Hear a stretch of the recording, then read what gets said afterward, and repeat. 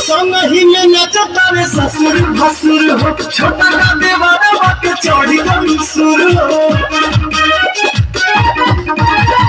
संगही में नचता रे ससुर भसुर हो, छोटा का देवारा बाके चढ़ी गई सुर हो। कहे झूमा आके बहिनी हमारे हो चाची कोई जा भैया, जगराता में शामिल हो जा सारा झंझट छोड़ के। जगराता में शामिल हो जा सारा झंझट छोड़ के।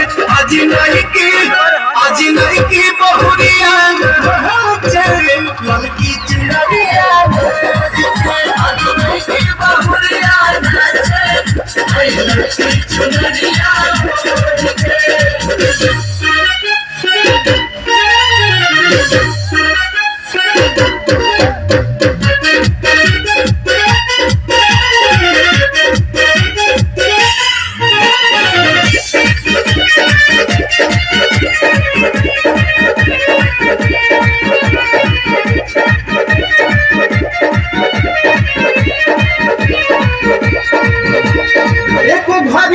घरी याद में भी आधा माई नाम लेला सब कट जाई बाधा।